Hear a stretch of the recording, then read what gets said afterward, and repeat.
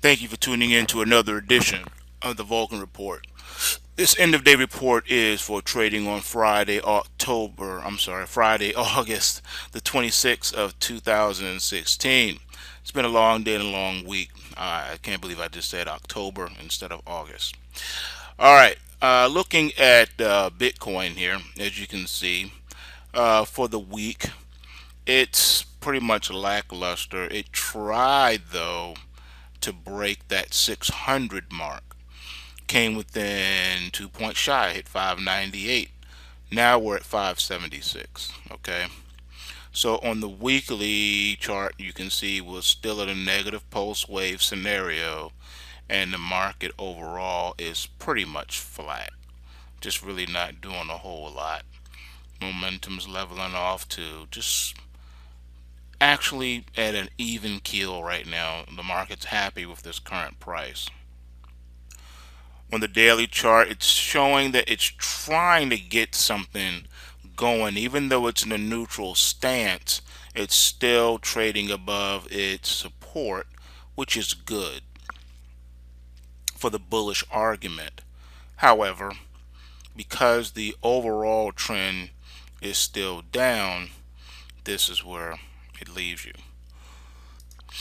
And as you can see too, excuse me, on the daily, very interesting because the US dollar, for the most part, caught a bid today. And the Fed defended the US dollar at the sacrifice of the Dow and the precious metals. So it's been a lot of back and forth. The Fed held the markets hostage all week, and then only to come out with more nonsense and Fed speak, saying we absolutely certainly will raise rates never. And what are you supposed to do with that? You can't do nothing with that except trade what you see in these markets. So here we are, green on the screen.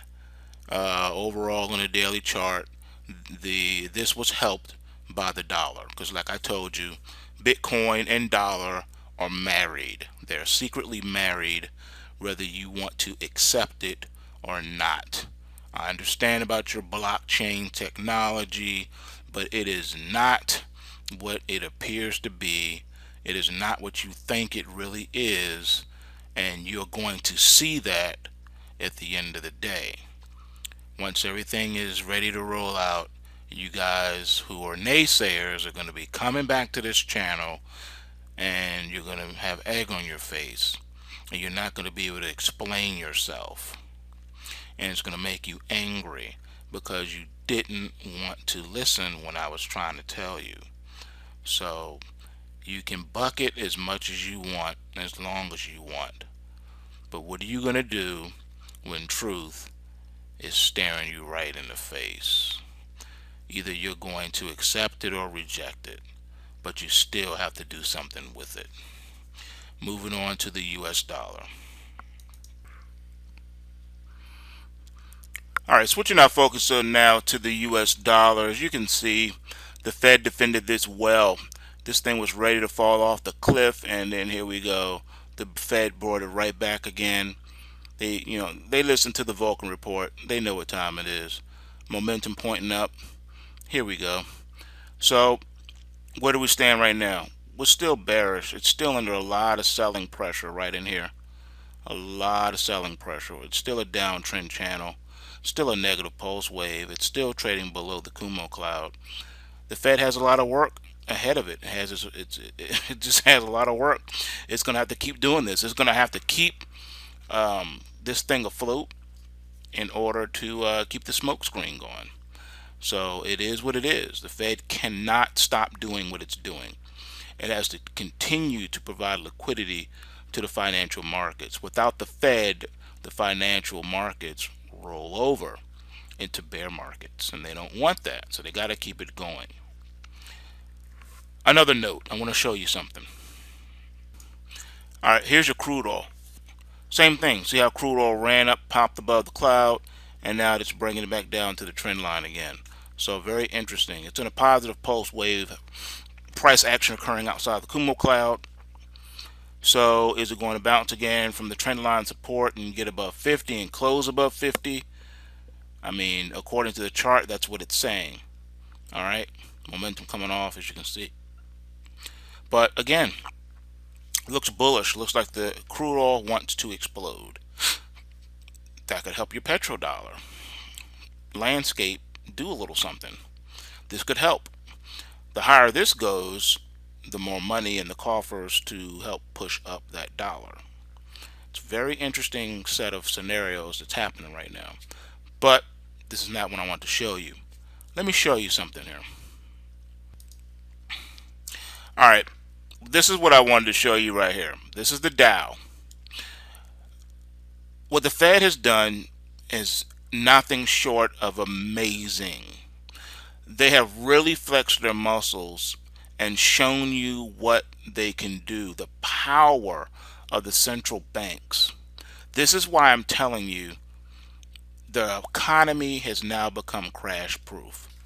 The Fed, in their powerful global money manipulation scheme, has made it so that the markets are impenetrable.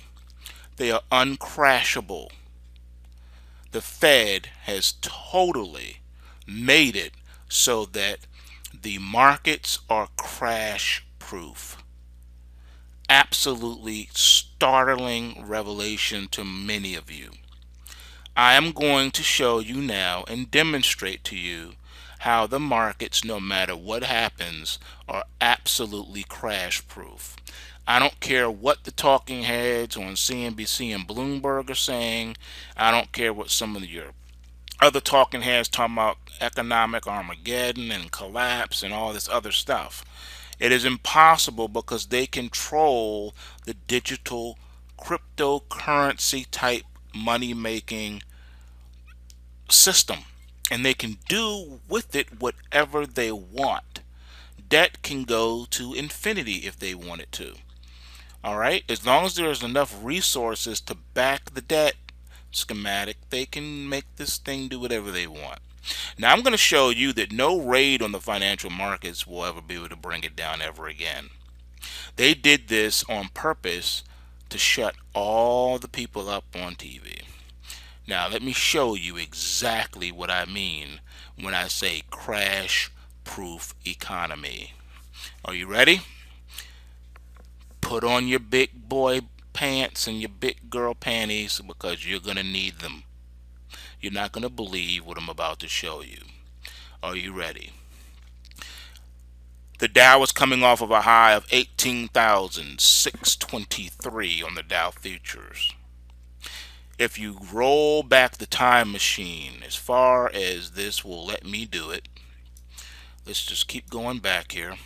And keep in mind, we're looking at long-term weekly charts. Long-term weekly charts. Alright, I have data here. This is August the 28th of 2006. What do you see here? The Dow on this bar right here closed at 11,472. I repeat, the Dow closed at 11,472. Today, when I mean this week, we hit 18,554. Once again, we go from 11,472 in 2006, August the 28th, to today, August the 26th, 2016, 10 years later, we're at 18,554 in the span of 10 years, in the span of 1 decade. Are you following with me so far? All right, keep up. Now, 18,554 from 11,474, we're looking at roughly 7,000 points. The Dow has managed to run 7,000 points in just 10 years. All right. So, what do we see here? Well, let's say the prices are trading above the Kumo cloud, so are the trend lines. This is a bull market. Am I right? Okay. Bull market. All right. Bull market. Thus, bring us to today. The Dow can manage to fall, crash, correct, whatever you want to call it, 7,000 points and still maintain its bullish position. It will still be in a bull market. It can afford it. They've made it so they've put so much air underneath of the market, it is now virtually crash proof. Bring on your May the 6th, 2010 flash crash if you want. Dow falls 1,000 points. Let it stay. Let it close at 1,000 points down. No worry. We'll just bring it back up again instantly with the push of a button. The Dow now can fall 7,000 points. You can call it a crash. Oh, it's financial Armageddon. No, it's not. It's still in a bull market. What are you talking about? Still a bull market. The structure of what they've done in the chart, you can't make this up. There's no breaking it. The Dow's not going to fall 7,000 points. It's just not going to. I don't care what happens. This thing is amazing. So I want you to wrap your heads around this, what you've just seen, what I've just explained to you, and understand that the economy now is crash proof, thanks to the upteen trillions of dollars they've thrown at the stock market. They've made it so that the economy is no more than the stock market, and the stock market equals the economy. You and I both know that's not true. All right? I understand that. I'm trying to explain to you what the Fed has done, what their line of thinking is, and what they've managed to accomplish. Never underestimate the power of the Fed and their hunger and thirst for more power and to stay in power. Looking at gold. Gold futures still finished strong for the week, even though they're down for the week. Did not even touch the trend line. 1307.60 is the support line, and it's in an oversold position. I'm waiting for this to play itself out for the next leg up. The next leg up should be a doozy. We're looking at another, let's say, 1,000. I'm calling it $1,500 run. The next run up should be $1,500, so that should get us at least to the 1,500 mark in the gold. So yes, gold is the next target is 1,500. When this is all correct, when this is done, once the support is done, once we've done this, that's the next leg up. Same goes for the GLD. Next run up should put us at least toward the 150 mark. Looking at your GDX, all right, you're looking at your miners. It did touch and close at the trend line here, which would suggest that it may or may not be finished on the support side yet. We need to see what next week does and how we play this thing out. It is in an oversold position though, so we have to keep our eyes open for it. And overhead resistance is at 31.79. All right, looking now at the Gdxj, overhead resistance is at 52.50. It did touch the trend line and then ran right back up again, which is a good sign, and it did it on strong volume. And you can see that we're in the oversold section here. I want to say that this strong volume though represents the whole body of work here in this bar. Let me show you one thing here. I'm inclined to say it, but I can't, because look, the on the initial thrust down is where we got the most volume.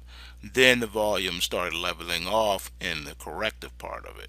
So it's very interesting. And technically speaking, excuse me, in the Kumo cloud is where the price action finished up on the daily chart, and that's 45.18 in the cloud. And the Kumo cloud of death, as you know, is a consolidation period where you can't trust the price action. It can break below the cloud, then come right back up and break above it.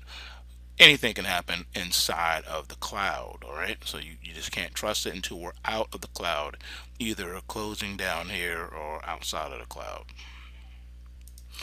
All right, looking at your nugget. Nugget is right here riding the trend line 2145. 2188 is where we finished at, and overhead resistance is at 3580.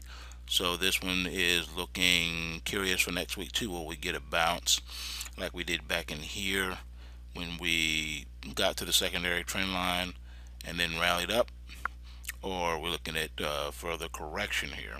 So only time will tell. We need to see what happens in the week to come. All right, looking at dust, you can see dust is trying to lift off here. Still has this trend line to deal with here in the overhead resistance. So that's $41.32. And also that would put it in the Kumo cloud if it closed in there. So again, it just depends. It's a little iffy. We need to see how how the metals are gonna do, and see if we can get some continued momentum here, or is this going to be sold? Is this rally going to be sold? That's a good question to ask. I'm inclined to think the rally is going to be sold. I think the 2710 support will probably be challenged and broken. All right, looking at your JDST, same thing. 2809 is where we finished. Support to 2171. So this is looking interesting as well. It's in a positive pulse wave position, and it did this on strong volume. So we'll have to wait and see. You know, a lot of these instruments had the splits and stuff. So when you have these situations, you have to recalculate and recalibrate, and you got to see how the thing is going to move in the next week before you know really what's really going to go down. All right, looking at your JNUG, overhead resistance is at 33.29, and it's right here, you know, trying to get back up to the secondary trend line right here, the purple line, the 2148 level. If it can get above that, then it could get more additional momentum and finish higher within the negative pulse wave position. And we are oversold right now, and this did move on big volume too. Silver is the weaker of the two. It rested on the trend line support of 1849. Are we going to see a scenario like this come into play? I'm inclined to think that we will, and that next thrust will put this one up to $25. So once it's ready, and once this is positioned, then silver will be ready to rock. All right, the SLV never did come and deal with this gap, so perhaps we will see some sort of a bounce this week to deal with this gap before we determine if it's going to continue to run up or is it going to come back down and correct further. All right, looking at your minor, same scenario here. Overhead resistance at 54.34. Didn't test that trend line, which is good, so it's in a position for that it could possibly bounce, but it's in a negative pulse wave, but it is also oversold, so we have to wait and see what happens. All right, last but not least, looking at the juniors on the silver side, overhead resistance at 1978, and this one also did not quite get to the trend line, and it's oversold, so it's in a position to try to come back up here and get to the higher end of this the range here, but it's still in a negative pulse wave, and so we'll have to wait and see how this thing measures up next week. So with that said, remember, bulls make money, bears make money, but pigs get slaughtered. So remember to take what you can and give nothing back, and everyone have a blessed weekend.